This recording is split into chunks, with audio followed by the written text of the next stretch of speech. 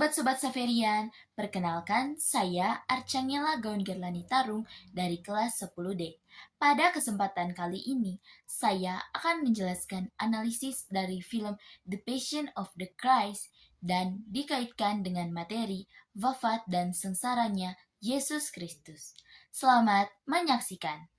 Film The Passion of the Christ merupakan film sengsara dan wafatnya Yesus Kristus.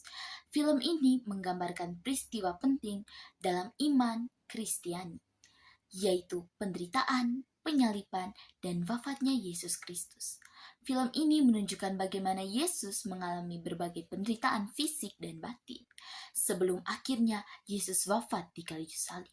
Peristiwa ini memiliki makna yang sangat mendalam, karena Yesus rela berkorban demi menyelamatkan manusia dari dosa. Analisis film The Passion of the Christ.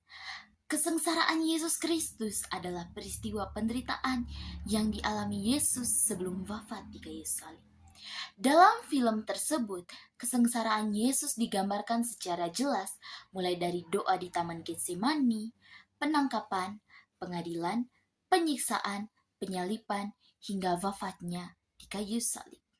Peristiwa ini memiliki makna yang sangat penting karena Yesus rela menderita, rela berkorban demi keselamatan umat manusia. Yang pertama, Yesus berdoa di Taman Getsemani sebagai awal sengsara. Dalam film tersebut, Yesus berdoa di Taman Getsemani sebelum ia ditangkap. Yesus merasa sedih dan tertekan karena ia mengetahui penderitaan yang akan dialaminya. Ia berdoa kepada Bapa di surga agar diberi kekuatan untuk menghadapi penderitaan tersebut. Menurut materi kesengsaraan Yesus, peristiwa ini menunjukkan bahwa Yesus mengalami penderitaan batin. Ia merasa takut dan sedih, tetapi tetap taat kepada kehendak Tuhan. Yesus berkata bahwa ia siap menjalankan kehendak Bapa. Makna dari peristiwa ini adalah Yesus menunjukkan ketaatan dan kepercayaan kepada Allah. Ia mengajarkan manusia untuk tetap berdoa dan berserah kepada Allah dalam menghadapi penderitaan. Yang kedua, pengkhianatan oleh Yesus Yudas Iskariot. Yang kedua, pengkhianatan oleh Yudas Iskariot. Kesengsaraan Yesus terus berlanjut ketika ia dikhianati oleh muridnya sendiri, yaitu Yudas Iskariot. Yudas menunjukkan Yesus kepada para prajurit. Hal ini merupakan tanda pengkhianatan. Menurut materi kesengsaraan Yesus, pengkhianatan ini merupakan bagian dari penderitaan batin Yesus. Ia dikhianati oleh orang dekat dengannya. Namun, Yesus tidak marah dan tetap menerima semuanya dengan sabar.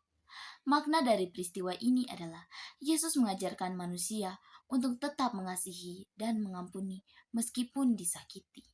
Yang ketiga, penangkapan Yesus. Setelah dikhianati, Yesus ditangkap oleh prajurit. Para murid Yesus merasa takut dan melarikan diri. Yesus ditangkap tanpa perlawanan. Yesus memiliki kuasa untuk melawan, tetapi ia memilih untuk tak melakukannya. Ia menerima semuanya dengan apapun yang terjadi dengan tenang. Makna dari peristiwa ini adalah Yesus rela menyerahkan diri demi keselamatan manusia. Ia menunjukkan kerendahan hati dan ketaatan. Yang keempat, Yesus diadili secara tidak adil. Yesus dibawa ke hadapan para pemimpin agama dan penguasa Romawi untuk diadili. Ia dituduh melakukan kesalahan meskipun sebenarnya tidak bersalah. Yesus mengalami penghinaan dan perlakuan yang tidak adil.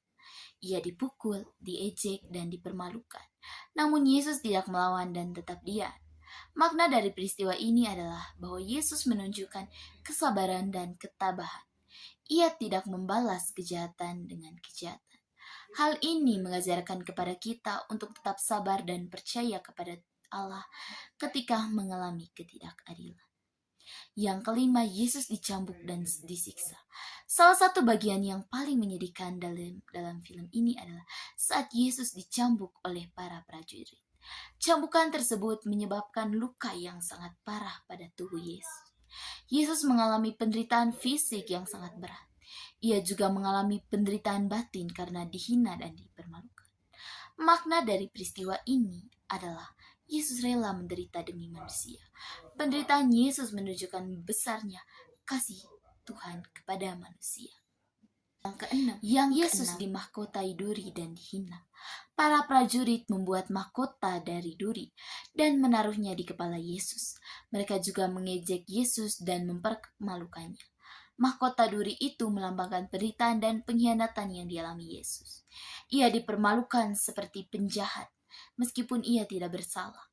Makna dari peristiwa ini adalah Yesus rela mengalami penghinaan demi keselamatan umat manusia.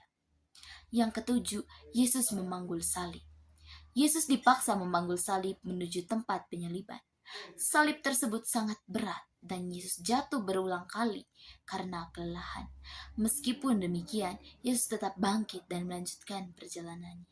Ia tidak menyerah meskipun mengalami berbagai penderitaan. Dari sini kita tahu Yesus menunjukkan keteguhan dan ketaatannya. Ia mengajarkan manusia untuk tetap kuat menghadapi kesulitan dan penderitaan. Yang kedelapan, Yesus bertemu dengan ibunya, Maria.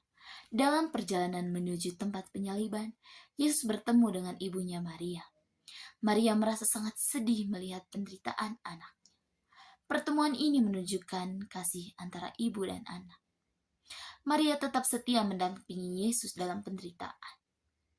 Dari sini kita tahu bahwa kasih dan kesetiaan sangat penting dalam kehidupan kita untuk di masa depan. Yang kesembilan, Yesus disalibkan. Yesus kemudian disalibkan di kayu salib. Ia dipukul dan mengalami penderitaan yang sangat besar. Ia dipaku di kayu salib. Meskipun menderita, Yesus tetap menunjukkan kasih dan pengampunan. Ia mengampuni orang-orang yang menyiksanya. Di mana pada saat disalib, ia berkata, "Ya Bapa, ampunilah mereka sebab mereka tidak tahu apa yang telah mereka perbuat." Dari situ kita tahu bahwa besarnya kasih Yesus kepada umat manusia. Dia mengajarkan kita untuk mengasihi dan mengampuni. Yang ke-10 atau yang terakhir, Yesus wafat di kayu salib. Setelah mengalami penderitaan yang sangat berat, Yesus akhirnya wafat di kayu salib. Wafatnya Yesus merupakan pengorbanan untuk menyelamatkan umat manusia. Yesus rela wafat demi menunjukkan kasih-Nya yang sangat besar kepada manusia. Makna dari tindakan Yesus bagi kita umat manusia dalam kehidupan sehari-hari, yaitu yang pertama, mengajarkan kita untuk saling mengasihi. Tindakan Yesus yang rela menderita demi manusia mengajarkan bahwa kita harus saling mengasihi, baik kepada Tuhan, kepada keluarga, teman, maupun kepada orang lain. Dalam kehidupan sehari-hari, kita bisa menunjukkan kasih dengan membantu orang yang membutuhkan, bersikap baik, dan tidak menyakiti orang lain. Yang kedua, mengajarkan kita untuk berkorban. Yesus rela berkorban demi keselamatan umat manusia. Hal ini mengajarkan kita untuk tidak egois dan mau berkorban bagi orang lain. Misalnya, kita membantu teman yang kesulitan, menolong orang tua, dan berbagi dengan sesama. Yang ketiga, mengajarkan kita untuk mengampuni walau disiksa. Yesus tetap mengampuni orang-orang yang menyiksanya.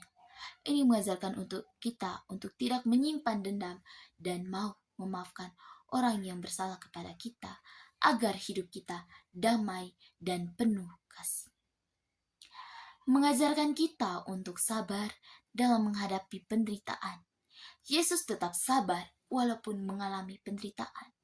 Dalam kehidupan sehari-hari, kita juga harus sabar saat menghadapi masalah seperti kesulitan belajar, konflik dengan teman, konflik dengan orang tua, atau konflik dengan lingkungan. Yesus mengajarkan kita untuk setia kepada Allah sampai akhir.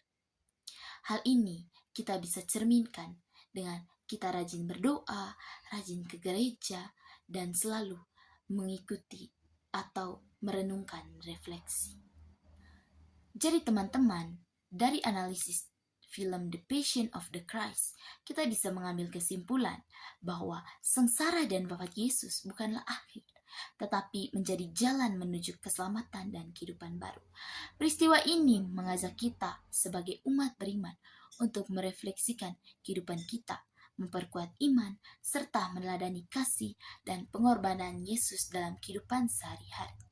Dengan demikian, manusia diharapkan mampu hidup dalam kasih, kebaikan, dan kesetiaan kepada Allah dan Tuhan Yesus.